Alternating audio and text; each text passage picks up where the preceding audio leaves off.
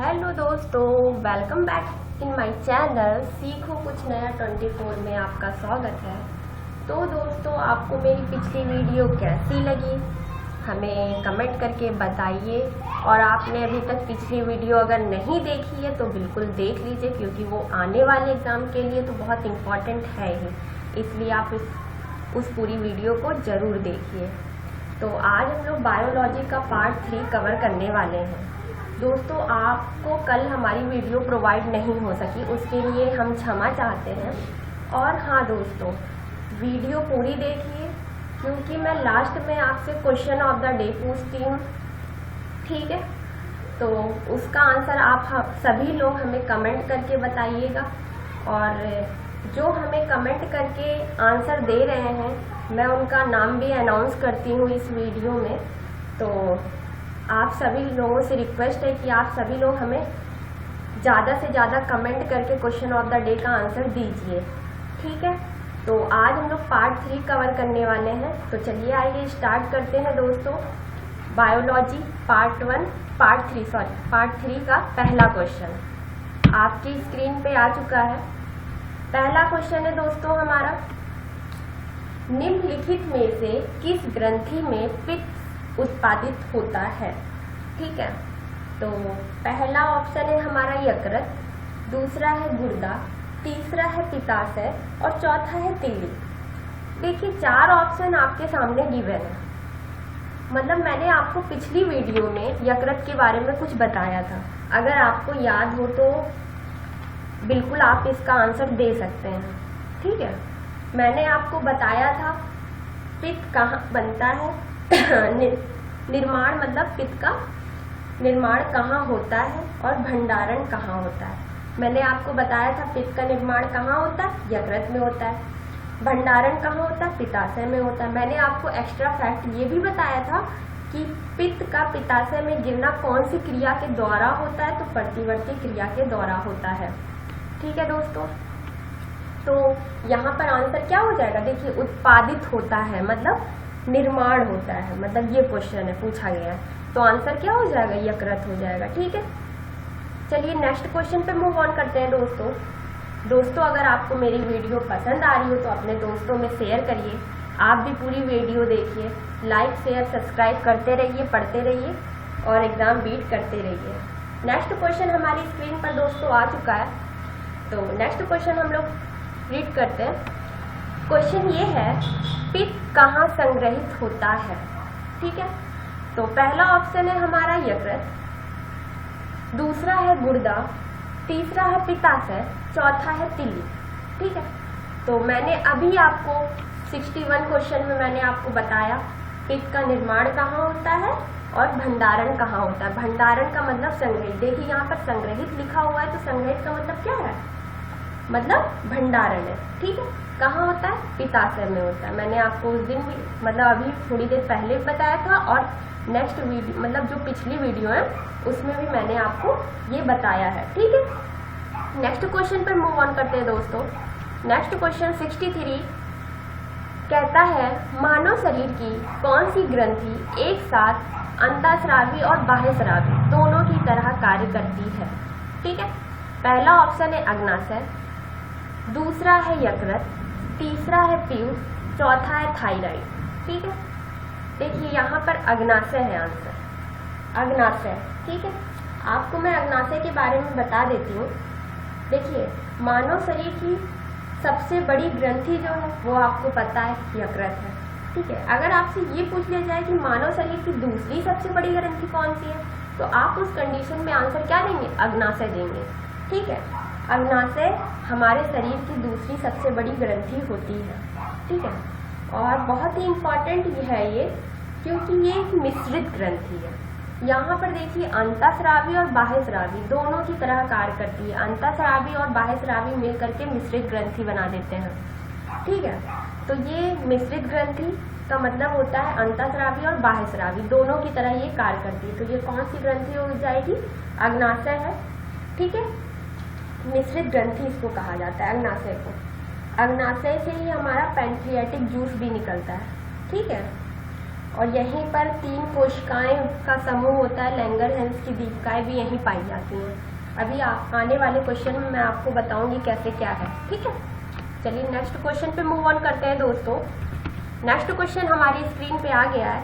64 question कहता है निम्नलिखित में से कौन सी ग्रंथि इंसुलिन बनाती है। पहला है तिल्ली, दूसरा है यकृत, तीसरा है अग्नाशय, चौथा है पीयूष ग्रंथि। ठीक है, देखिए क्या पूछा गया, निम्नलिखित में से कौन सी ग्रंथि इंसुलिन बनाती है। इंसुलिन अग्नाशय ग्रंथि बनाती है। ठीक है, बहुत से बच्चों को नहीं पता होगा या फिर कंफ्यूज हो जाते हैं बहुत से बच्चे, लेकिन यहाँ पर अग्नाशय इसका आंसर है। अब देखिए मैं आपको बताती हूँ अग्नाशय कैसे बनाती है। ठीक है, देखिए लैंगरहैंस की दीपिकाएं कहाँ पाई जाती हैं, कहाँ पाई जाती हैं, अग्नाशय में पाई जाती है, मैंने अभी आपको बताया। ठीक है, और ये लैंगरहैंस की जो दीपिकाएं होती हैं ये 3 कोशिकाओं का समूह होता है, अल्फा कोशिका, बीटा कोशिका और गामा कोशिका। ठीक है, तो ये जो बीटा कोशिका होती है इसी से इंसुलिन निकलता है। ठीक है, और इंसुलिन क्या करता है, हमारे शरीर में ग्लूकोज की मात्रा को क्या करता है, नियंत्रित करता है। याद रखिएगा, इंसुलिन हमारे शरीर में ग्लूकोज की मात्रा को नियंत्रित करता है। इंसुलिन कहाँ से निकलता है, अग्नाशय की कौन सी कोशिका से, बीटा कोशिका से निकलता है। ठीक है, याद रखिएगा। तो बीटा कोशिका आपको याद रहेगा, तो अल्फा कोशिका के बारे में जान लीजिए कि अल्फा कोशिका से कौन सा हार्मोन निकलता है, पूछा जाता है तो ग्लूकेगान नामक हार्मोन निकलता है। ठीक है, चलिए नेक्स्ट क्वेश्चन पे मूव ऑन करते हैं। नेक्स्ट क्वेश्चन 65 हमारी स्क्रीन पर आ गया दोस्तों। पढ़ते हैं, मानव शरीर के किस अंग से इंसुलिन का स्राव होता है। ठीक है, मानव शरीर के किस अंग से इंसुलिन का स्राव होता है। पहला ऑप्शन है अग्नाशय, दूसरा है गुर्दा, तीसरा है गाल ब्लैंडर और चौथा है यकृत। ठीक है, तो आंसर इसमें क्या हो जाएगा, अग्नाशय। अभी मैंने आपको बताया था मानव शरीर के किस अंग से इंसुलिन का स्राव होता है। देखिए ये रिपीटेड क्वेश्चन हो गया, बिल्कुल सेम, अग्नाशय ही होगा। अग्नाशय, इंसुलिन कहाँ से निकलता है, अग्नाशय की कौन सी कोशिका से, बीटा कोशिका से। अल्फा कोशिका से कौन सा हार्मोन निकलता है, ग्लूकेगान नामक। ठीक है, नेक्स्ट क्वेश्चन पे मूव ऑन करते हैं। नेक्स्ट क्वेश्चन है हमारा, पैनक्रियास की कोशिकाएं जो इंसुलिन उत्पन्न करती हैं क्या कहलाती हैं।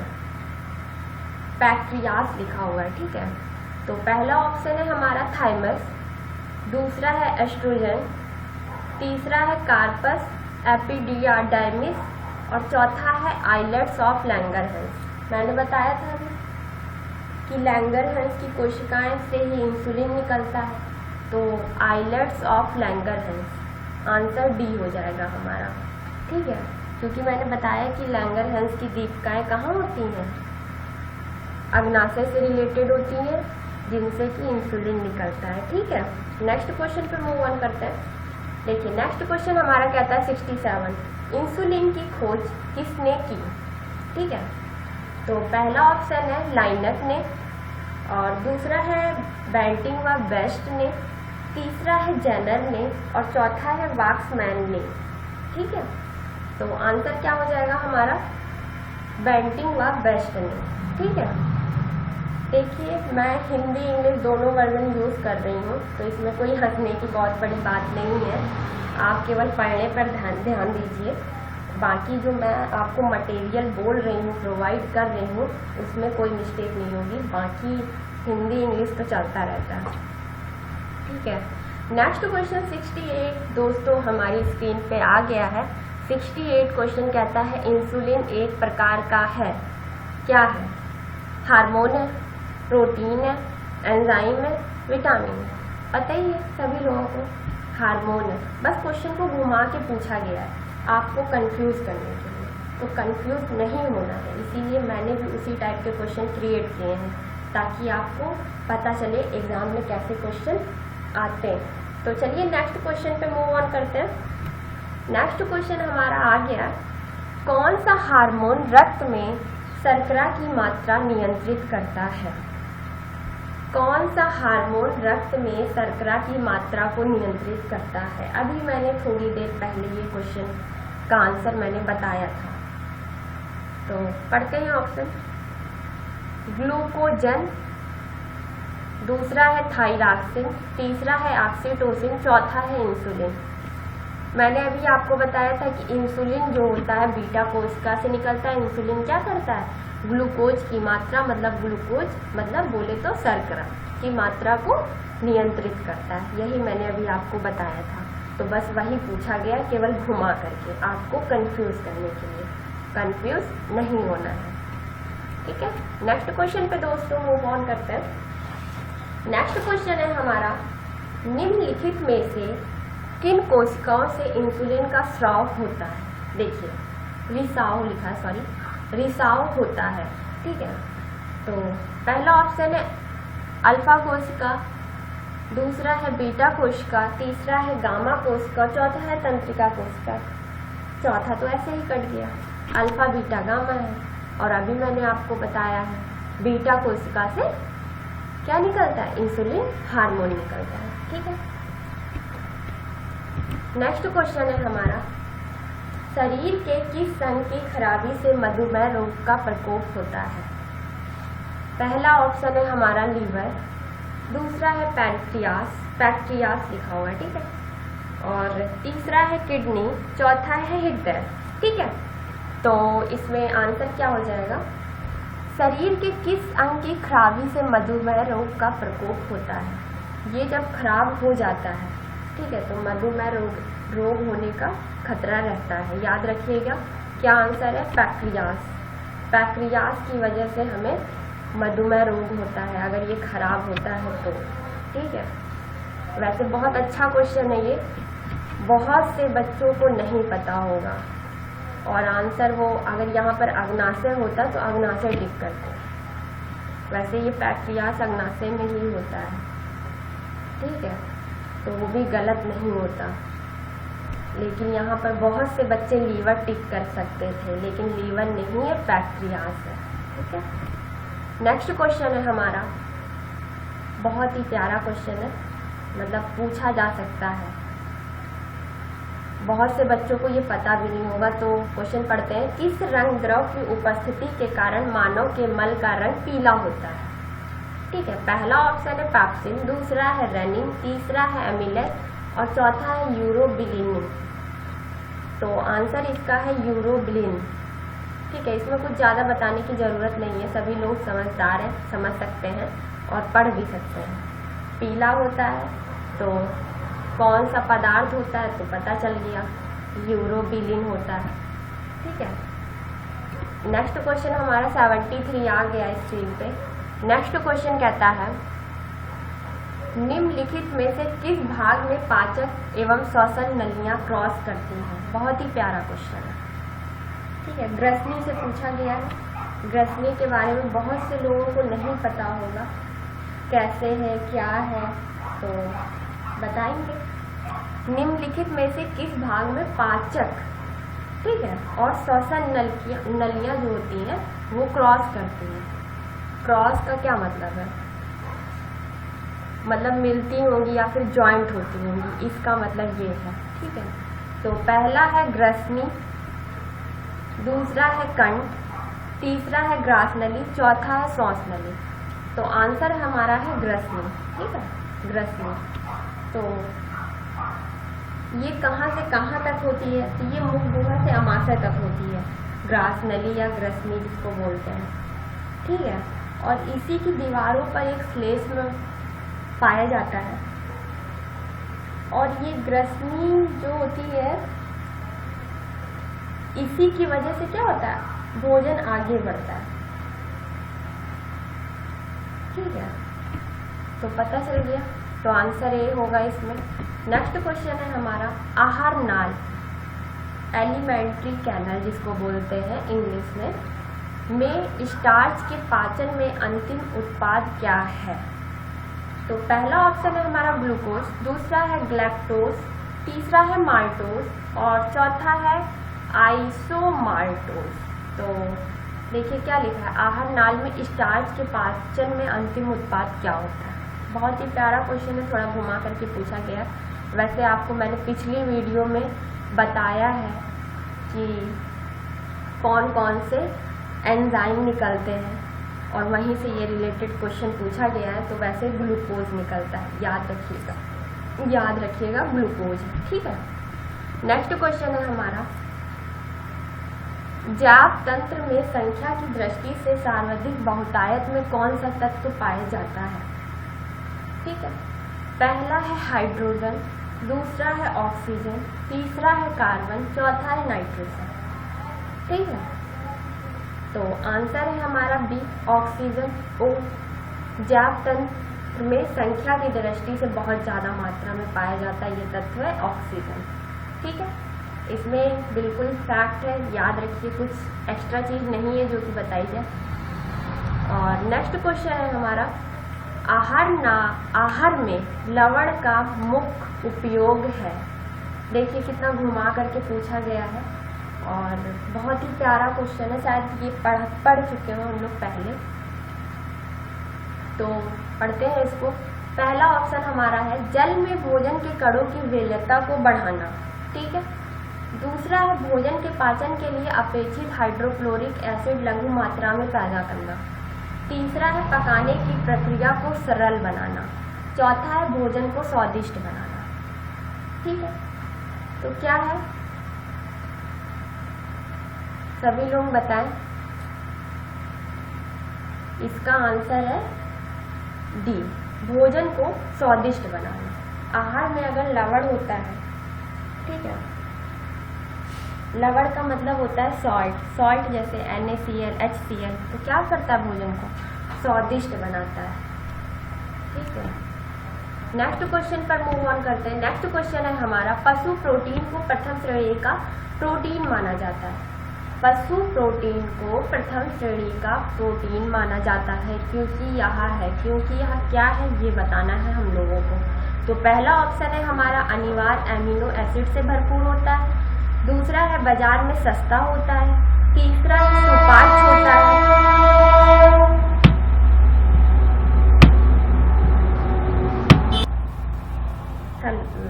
सॉरी दोस्तों, आपको ट्रेन की आवाज़ सुनाई दे रही होगी, उसके लिए सॉरी। लेकिन इसको हम लोग कंटिन्यू करते हैं इस क्वेश्चन को कि हाँ, हम लोग ऑप्शन पढ़ रहे थे कि अनिवार्य एमिनो एसिड से भरपूर होता है, या बाजार में सस्ता होता है, या सुपाच्य होता है, या खाने में स्वादिष्ट होता है। तो पशु प्रोटीन जो होता है उसको प्रथम श्रेणी का प्रोटीन माना जाता है। पता है क्यों? क्योंकि उसमें एमिनो एसिड से क्या होता है, भरपूर होता है। याद रखना सभी दोस्तों, इम्पॉर्टेंट है ये, थोड़ा घुमा करके पूछा गया क्वेश्चन है, तो इसमें ए आंसर हो जाएगा हमारा। नेक्स्ट क्वेश्चन 78 आ गया, लास्ट क्वेश्चन है जो कि आज के सेशन का। तो लास्ट क्वेश्चन हमारा है, गहरे तले हुए खाद्य पदार्थ कैंसर जनक होते हैं क्योंकि उनमें प्रचुरता होती है। किसकी प्रचुरता होती है ये बताना है। तो पहला ऑप्शन है वसा, दूसरा हाइड्रोकार्बन की, तीसरा है पकाने के फल की, सॉरी पकाने के तेल की लिखा हुआ है, पकने के तेल की होता, ठीक है, ये कट कर दीजिएगा, ये ऑप्शन थोड़ा मिस्टेक है। और चौथा है निकोटीन। तो वैसे आंसर है इसमें वसा की, ठीक है। इसमें क्वेश्चन समझ में आ रहा है, गहरे तले हुए खाद्य पदार्थ कैंसर जनक होते हैं क्योंकि उनमें फैट होता है मतलब, ठीक है। वैसे भी आपको स्पाइसी या ऑयली ज़्यादा चीज़ें नहीं खानी चाहिए क्योंकि घी है जैसे कि इन सब में फैट बहुत होता है, ठीक है। तो ये लास्ट क्वेश्चन था हम लोगों के आज का। तो आपको मेरी वीडियो कैसी लगी तो हमें कमेंट करके ज़रूर बताइए। और इससे पहले वाली वीडियो का क्वेश्चन ऑफ द डे का आंसर हमें पटना एजुकेशन रिचा ने दिया है जिसका आंसर गोवा है, ठीक है। ये एक करंट का क्वेश्चन पूछा गया था तो वही मैंने आपसे पूछा, तो फिर बताते रहिए इसी तरह हमें कमेंट करके, ठीक है दोस्तों। तो चलते हैं फिर। और हाँ, आज का क्वेश्चन ऑफ द डे का क्वेश्चन है, आपको ये बताना है कि क्वेश्चन ये है कि लिपु लेक दर्रा कहाँ है। क्योंकि ये करंट में क्वेश्चन था इसीलिए मैंने उठाया है कि बहुत से बच्चों को पता है या नहीं है, तो बताइएगा लिपू लेक दर्रा कहाँ है। और हाँ दोस्तों, अगर आपको मेरी वीडियो पसंद आती है तो लाइक शेयर सब्सक्राइब करते रहिए, इसी तरह पढ़ते रहिए। देखिए हम लोगों ने बायोलॉजी में इसी तरह करके 78 क्वेश्चन कंप्लीट कर लिए, तो आने वाले टाइम में भी हम लोग बहुत अच्छे अच्छे क्वेश्चन पढ़ने वाले हैं। तो ऐसी वीडियो पाने के लिए लाइक शेयर सब्सक्राइब तो बनता है ना, तो करते रहिए और पढ़ते रहिए। तो चलिए चलते हैं, बाय बाय, टेक केयर।